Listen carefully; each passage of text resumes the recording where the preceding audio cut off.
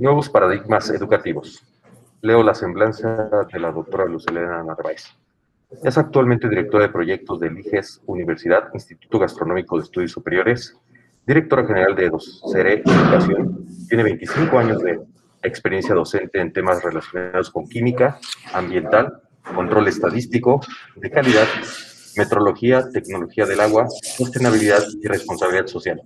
Ha trabajado en diversas instituciones educativas como directora de la Escuela de Ingeniería en la Universidad Anáhuac de Querétaro, rectora de la Universidad Politécnica de Santa Rosa Jáuregui, muy orgullosos de ella aquí, directora de investigación y docente de la Universidad Tecnológica de Querétaro, investigadora auxiliar en la Universidad Autónoma de San Luis Potosí, metrólogo en el Centro Nacional de Metrología, el CENAM, y docente en el Instituto Tecnológico de Estudios Superiores de Monterrey.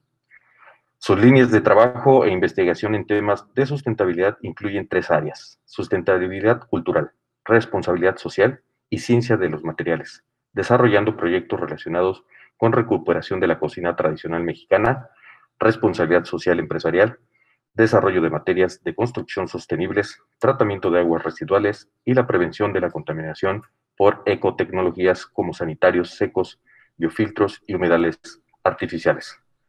Damos la más cordial bienvenida a la doctora Luz Helena Narváez Hernández. Adelante, doctora.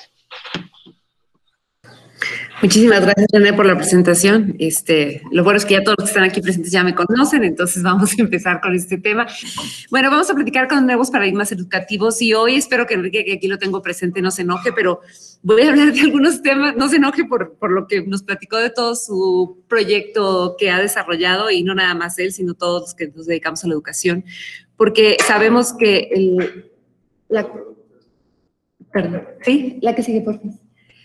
Lo que nos ha generado la educación en este momento que vivimos con el tema de la pandemia. Primero es, ¿por qué llegamos a lo que llegamos? ¿Quiénes somos? ¿Cómo es México? ¿Por qué llegamos a lo que llegamos? Esta pregunta es educativamente hablando. O sea, quiero hablar sobre educación. ¿Por qué llegamos a lo que somos ahora? ¿Por qué llegamos a tener un México que hoy parece ser que está mal rankeado en las posiciones internacionales en temas de educación, pero que a la vez tenemos egresados a nivel internacional muy exitosos en todos los ámbitos de la ciencia?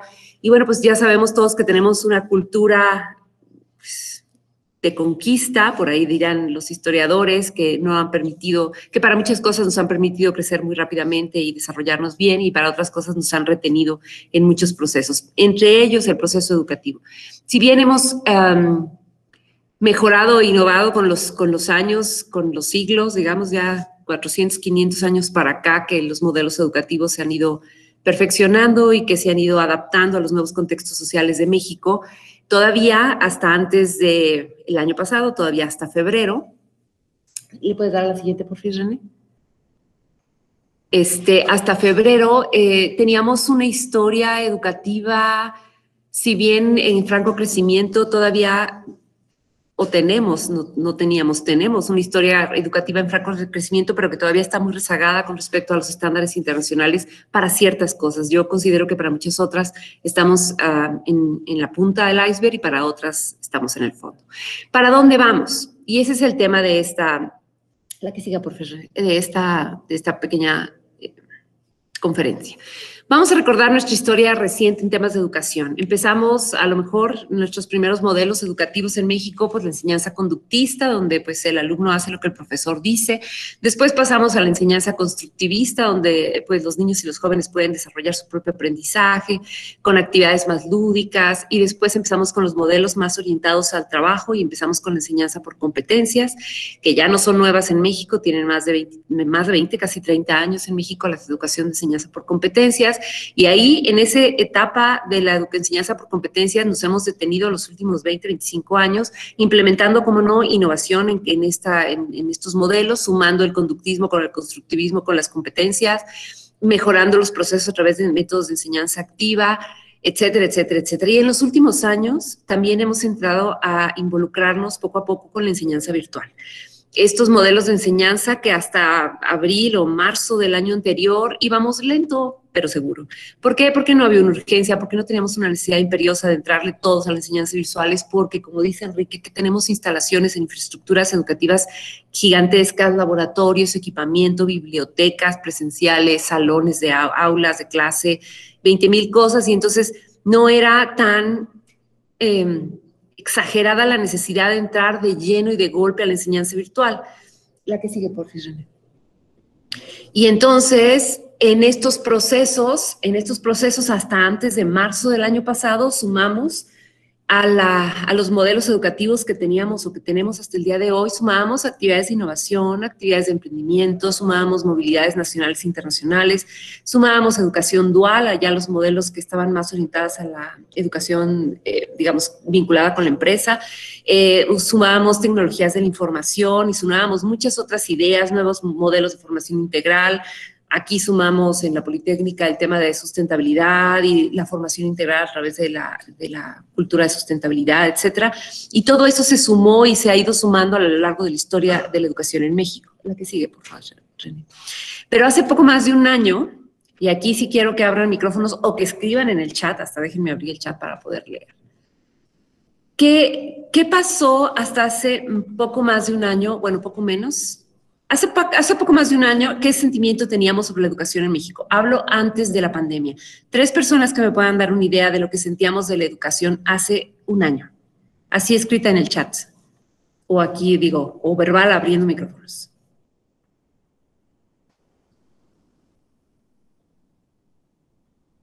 Nadie. ¿No hay ninguna opinión de cómo se sentían ustedes en la educación? Sí, yo. Buenos días. Buenos días. Doctora, un gusto saludarla. Soy Hola. alumno de la Politécnica. Claro, me acuerdo perfecto. Bueno, resumiendo la respuesta a mi pregunta, ¿cómo la sentía? Sentía la educación que estaba como que quería dar un paso, no sé a dónde, pero como así lo sentí, como que quería avanzar, pero no avanzaba. Como que tenía ese impulso para algo más, pero pues no se daban o las condiciones o las necesidades, como usted dice, para lograr ese brinco. Ya lo dimos en cuestión de educación virtual, pero no de la mejor manera. Pero bueno, eso era como yo lo percibía. Sí, gracias, justo. Aquí tengo que la educación se estaba renovando, incluyendo nuevas tecnologías. Efectivamente, así estábamos hace más de un año. Y sentíamos, fíjate Jairo, que estábamos a la vanguardia y que crees que no, efectivamente. Entonces, dependiendo de dónde estábamos ubicados el año pasado, de la perspectiva del alumno, pues, no me llegan, me aburren, todavía no es bueno, está buenísima la universidad. Y entonces depende de la perspectiva del alumno, de su historia de vida, el alumno podría definir lo que podía sentir con la perspectiva anterior.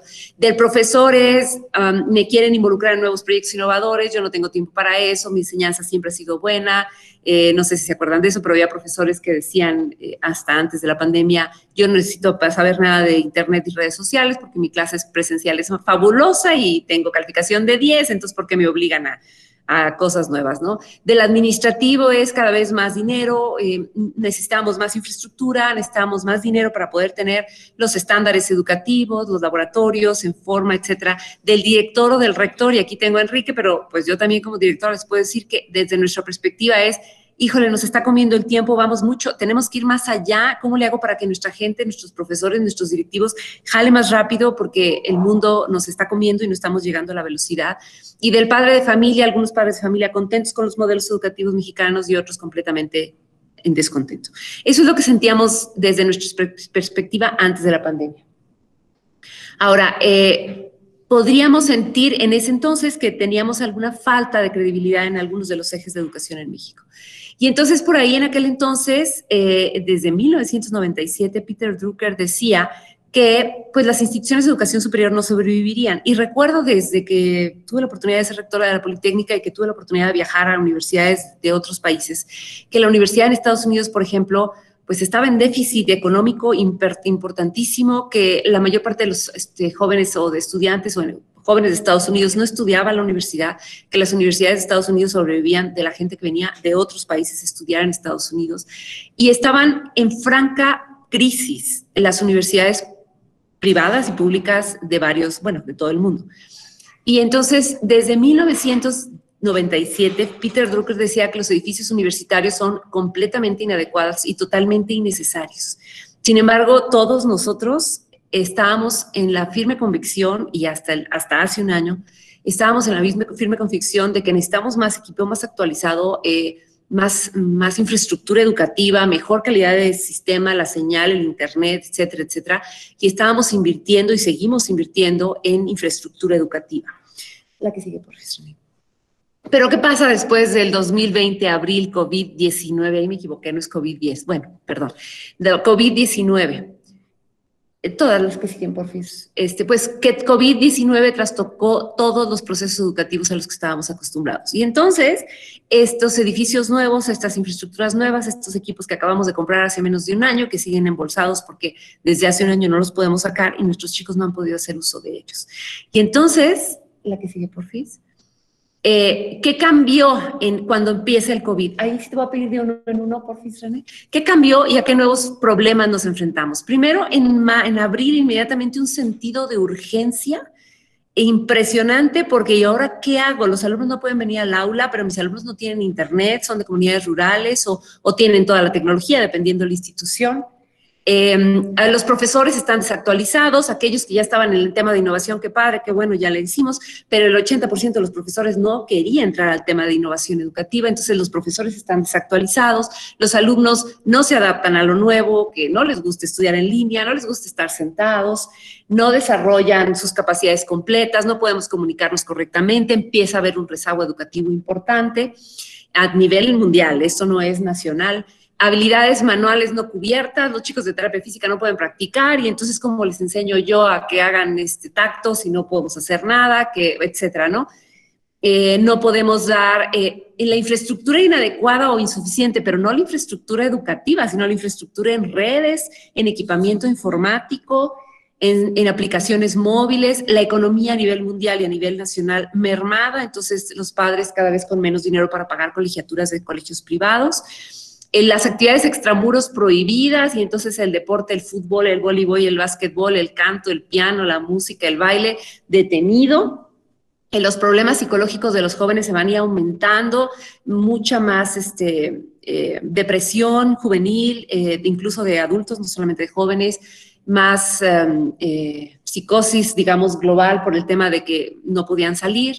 Las actividades de movilidad suspendidas, los que se fueron a Inglaterra se tuvieron que regresar, los que tenían viaje para Irlanda este mes se canceló, o sea, un montón de cosas que se tenían programadas y planeadas que no se pudieran hacer. Los salarios de profesores, directivos y padres de familia reducidos, y entonces ahora yo soy profesor, trabajo mucho más que antes, porque ahora estoy en línea y tengo que aprender cosas que no sabía, y además me están reduciendo el salario. No sé qué pasó en la educación pública, pero en la educación privada, muchas de las instituciones educativas privadas de nivel básico, medio y superior tuvieron que reducir y se ha seguido la reducción salarial en profesores. La deserción de alumnos empezó a crecer, no necesariamente por problemas académicos, sino pues por problemas económicos que ya no podían seguir pagando. Las prácticas profesionales, pues ya no los puedo mandar, las empresas estaban cerradas, se prohibió que los alumnos hicieran prácticas, la educación dual que acababa de meter, pues desapareció por lo pronto.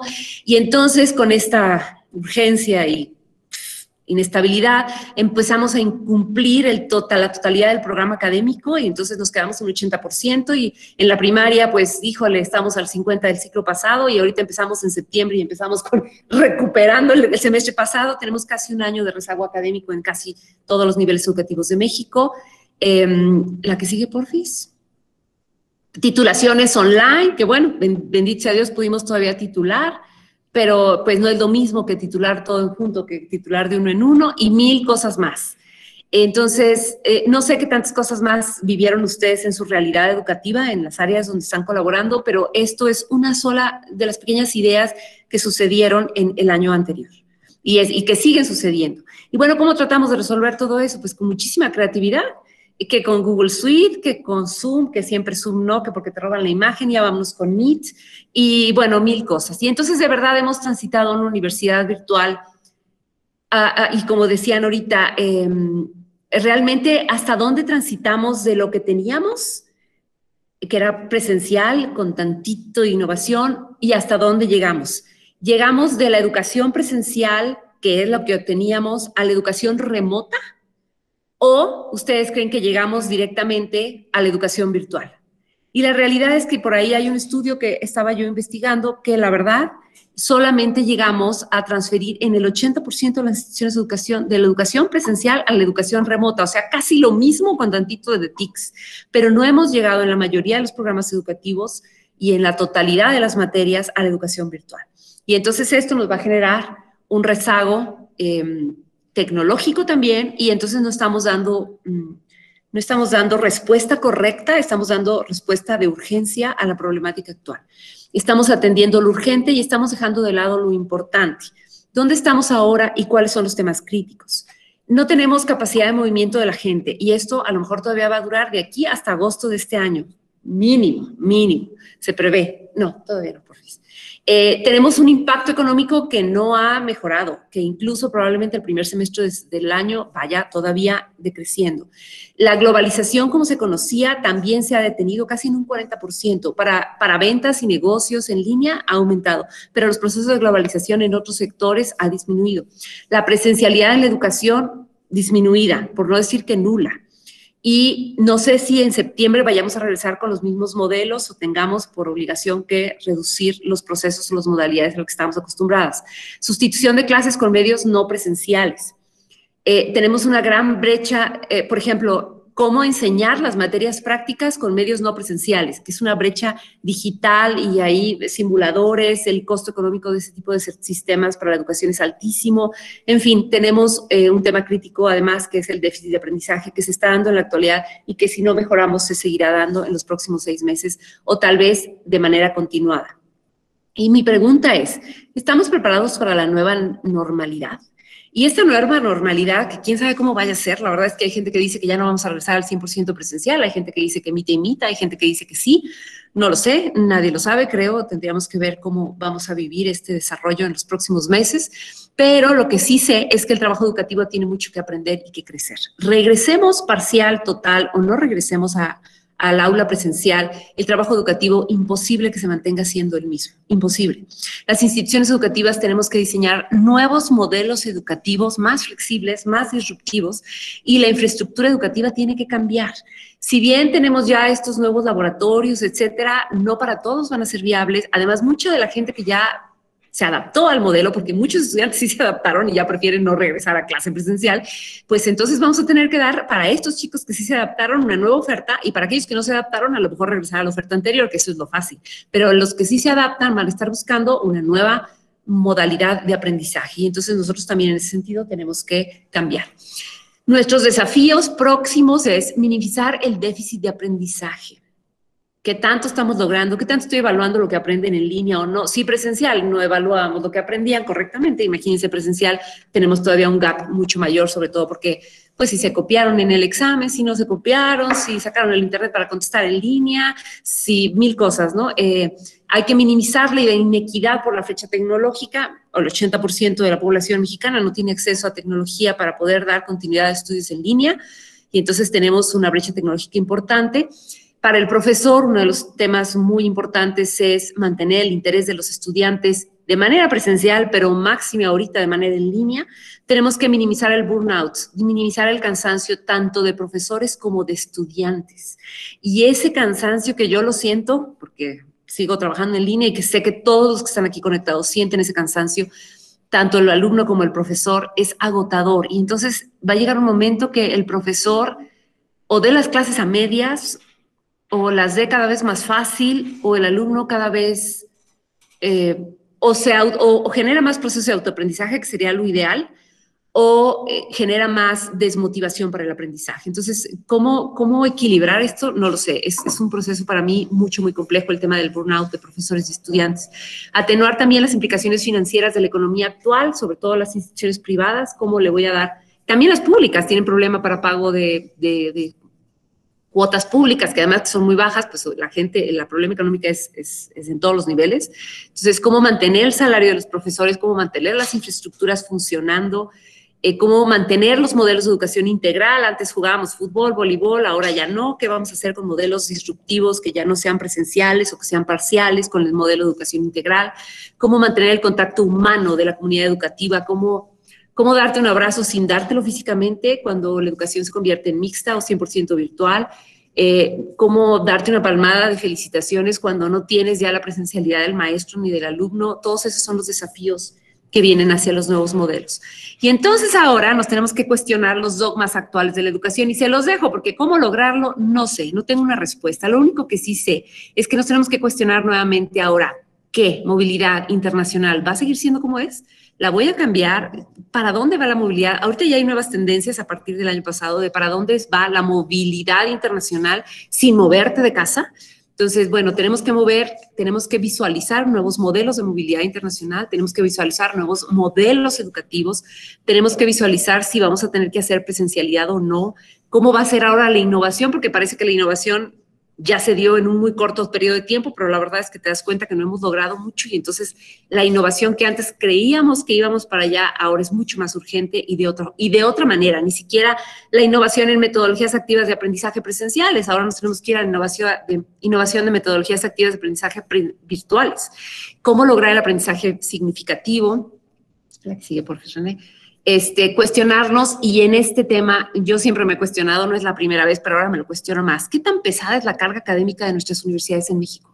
7 materias, 8 materias por semestre, 40 horas sentados, hora nalga, diríamos por ahí, con muy poca práctica o algunas 3 materias prácticas y la demás completamente teóricos. ¿Qué tan rígido es nuestro programa de estudios? ¿Qué tan fácil es movilizar a los alumnos entre la carrera, por ejemplo, de la Politécnica, mover a un alumno de la carrera de software a la carrera de metrología y me van a decir que cuando mucho un semestre, porque lo demás ya no es comparable? Y entonces, ¿qué estamos haciendo en ese sentido cuando las carreras no son comparables, no son compatibles y no puedo generar movilidad? Entonces tenemos carreras poco flexibles y entonces todo el cambio de modalidad, pero también de planes de estudio, disminuir la carga, hacer materias más certeras, más precisas, no sé cómo decirlo, con aprendizaje más profundo y menos, se va a oír mal, pero estas materias de relleno que a veces saturan la capacidad de aprendizaje del alumno y no le dan permiso a desarrollar todo su potencial porque tienen que entregar 7 carreras por semana, 7 materias o 5 materias por semana, 5 tareas, ¿no? Entonces, ¿para qué estamos educando? Esa es mi pregunta más importante. ¿Realmente para qué educamos? Y ahora con este trastoque que nos dio la pandemia, ¿para qué educamos? ¿Estamos educando para que el alumno sea un profesional y esté dirigido completamente a la empresa? ¿La educación dual sigue siendo pertinente para quién y para quiénes?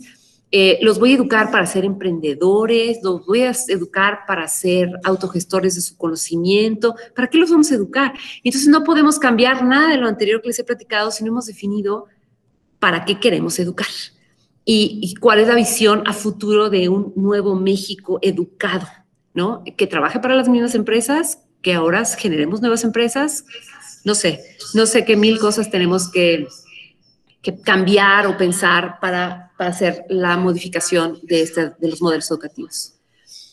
Y también, por último, tendríamos que cuestionarnos en qué vamos a hacer con la formación humana.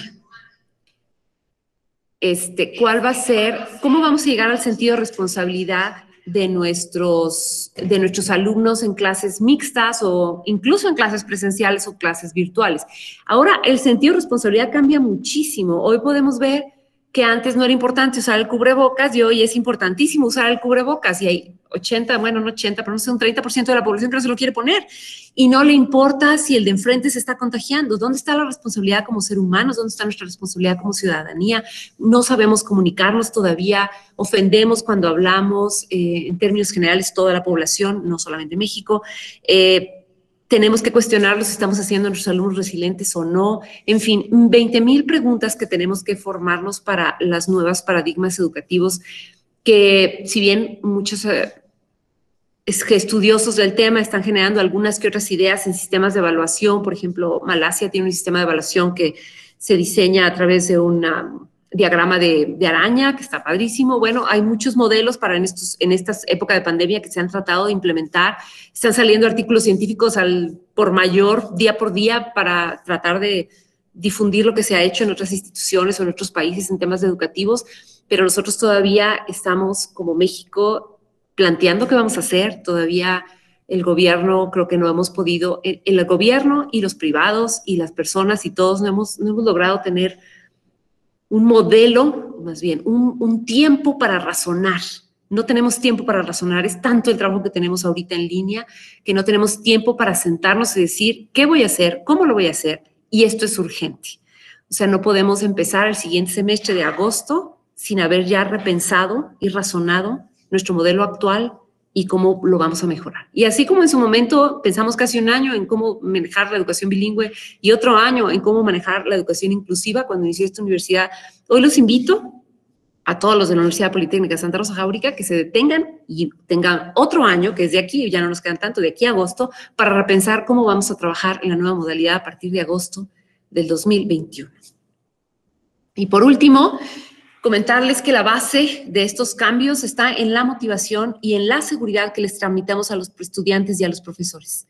Si les transmitimos motivación y seguridad, puede ser que logremos un balance entre la inteligencia emocional, la espiritual, la inteligencia racional y la inteligencia operacional. Lograr esto es muy complicada, porque la educación del futuro debe de estar centrada en la condición humana. Y si bien todos lo sabemos y tratamos y tenemos años tratando de centrar la educación en la condición humana, creo que todavía no hemos hecho un trabajo importante sobre este tema. Y creo que es todo, espero no me haya tardado mucho en la presentación. Y si cualquier duda, preguntas, comentarios, estamos abiertos para escucharlos.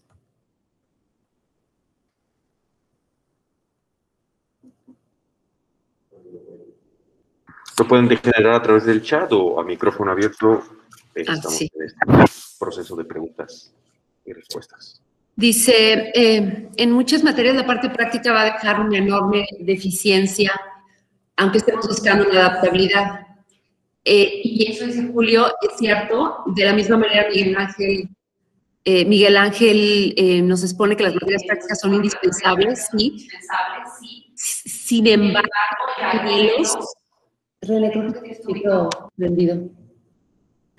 que sin embargo hay modelos que ya se están implementando en otros países y yo sí les recomiendo que se vayan a investigar más en modelos, bueno, digamos, en las últimas tendencias de innovación educativa virtual, porque, a ver, la Escuela de Medicina de Harvard está siendo virtual con todo y modelos prácticos, claro, tienen unos simuladores impresionantes, ¿no? Pero también las escuelas de ingeniería están haciendo con modelos y se están rentando espacios para que a través de servidores en China y simuladores chinos puedan hacer prácticas de ingeniería. Entonces, bueno, efectivamente hay otras instituciones que están mandando kits de ciencias o kits de técnica a las casas de los alumnos dentro del mismo costo para que las prácticas las hagan en clase y presenten pues, resultado de la práctica en la clase virtual. Entonces, efectivamente es un gran reto esta deficiencia técnica, pero la tenemos que lograr. Entonces, hay que repensar cómo hacer la parte práctica. Yo tengo muchos detractores en tema de innovación, sobre todo profesores que están muy acostumbrados a la parte práctica presencial, pero también he conocido de casos exitosísimos, de cosas complicadas de enseñar en la virtualidad que se han logrado. Entonces, yo los invito a que investiguen un poquito más de cómo podemos lograr esta parte práctica de manera presencial. Y lo que no, pues bueno, que se haga presencial y lo que sí, que se haga mixto, ¿no? Virtual, como sea que se tenga que hacer. Tenemos que hacer modificaciones conforme tengamos la posibilidad de hacerlas. ¿Alguna otra cosa? Silvia Páez, por favor. Silvia levantó su mano. Silvia Páez Gutiérrez. Sí, maestra, muchas felicidades está muy interesante la plática. Quiero decirle que sí hay otras formas, otras innovaciones. De hecho, hay una maestría en la cual nos invita, que es la maestría de educación en el arte para la educación.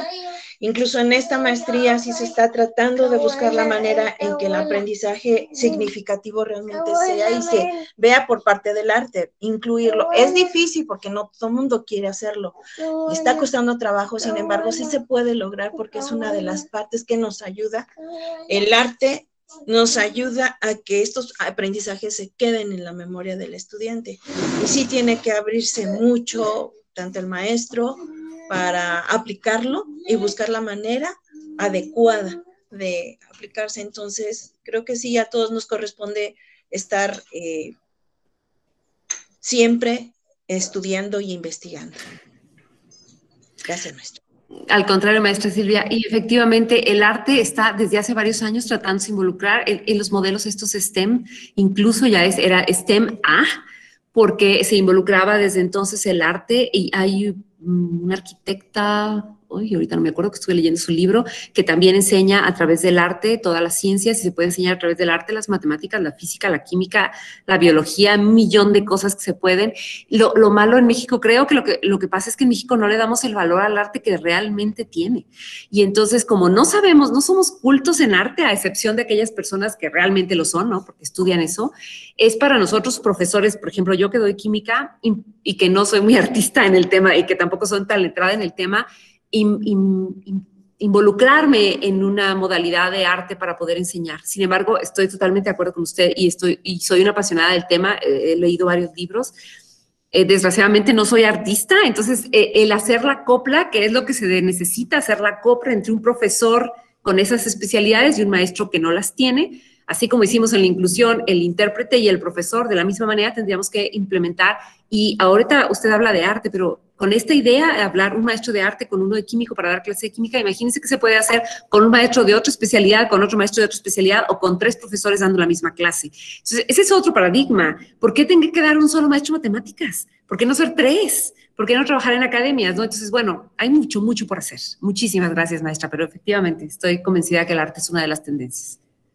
La maestra Rosaura Morán, Carrador, levantó su mano.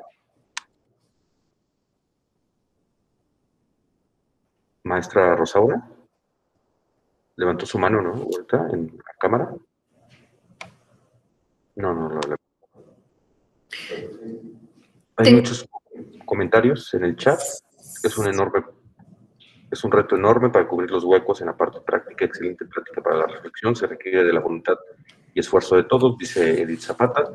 Alberto García, la contingencia sanitaria a nivel mundial ha propiciado que la educación evolucione hacia nuevos métodos de enseñanza, con lo cual pone en juego la interacción humana entre los actores de la educación. Esto implica hacer prácticas físicamente con dispositivos, herramientas o instrumentos de enseñanza en las aulas, y con la evaluación por competencia es difícil evaluar las verdaderas habilidades aprendidas. No existe un modelo ideal de educación debido a la diversidad del ser humano y sus diferentes formas de pensar. Así se puede ir modelando y modificando los métodos de enseñanza y adecuarlos a la gran diversidad. Una educación personalizada es muy difícil. Lo mejor es hacer una combinación de paradigmas de la educación y hacer evaluaciones de acuerdo a actitud y empleo de las lecciones aprendidas de manera práctica. Un comentario, doctor. Comentario de Alberto. Sí, de hecho sí, quería comentar algo. Efectivamente aquí lo que nos comenta Alberto, hacer una combinación de paradigmas educativos, estoy totalmente de acuerdo. Y esta educación que empezó a ser, pues que es un éxito, pero que ahora con la pandemia es un poquito más compleja, o no compleja, nos lleva mucho tiempo, esta educación diferenciada, de cada alumno un problema y cada problema una solución, ¿no? Y efectivamente, cuando tengo grupos mayores a 20, 25, es casi imposible hacer educación diferenciada. Por lo tanto, sí me parece que la propuesta de hacer una combinación de paradigmas educativas y hacer evaluaciones de acuerdo a cada una de las sistemas o tipos de aprendizaje de los alumnos es una de las tendencias también, y que me parece que puede ser una práctica adecuada para la educación que sigue o la que sigue para nosotros. Adelante, René. Manuel Soto Vázquez nos comenta: la práctica se puede acceder mediante simuladores y con buen resultado, solo que los simuladores son un paso antes de la realidad. Realizar la práctica es llevarlo a la realidad.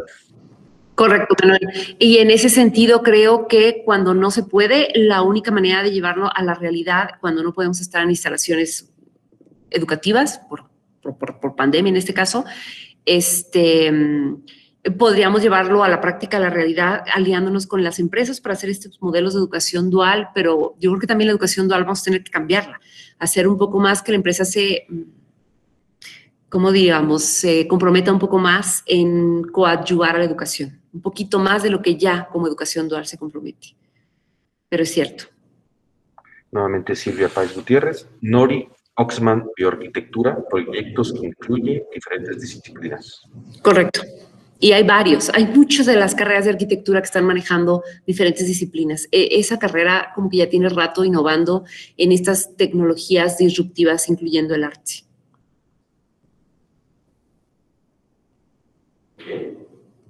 ¿Alguna otra participación que quisieran tener? ¿Preguntas? No todos los días tenemos a la doctora Luz Helena. Aprovechen. Todos los días me tienen. En una conferencia. Eso sí. Nadie por aquí, nadie por allá. Ahora sí, Rosaura Mora Carrador, ¿nos quiere decir algo? Rosaura levantó su mano en pantalla. No, ¿verdad? Creo que está ahí trabajando y está moviendo un poquito las manos. Sí, se oye nada más. Sí. Pues, doctora Luz Helena Narváez Hernández, le agradecemos mucho su espacio, su tiempo para ofrecernos esta conferencia magistral. ¿Algún mensaje de cierre? Por aquí, Carola Pires Gómez, ¿sería posible que la doctora comparta bibliografía? Claro que sí. Bueno, ahorita en este momento no la traigo.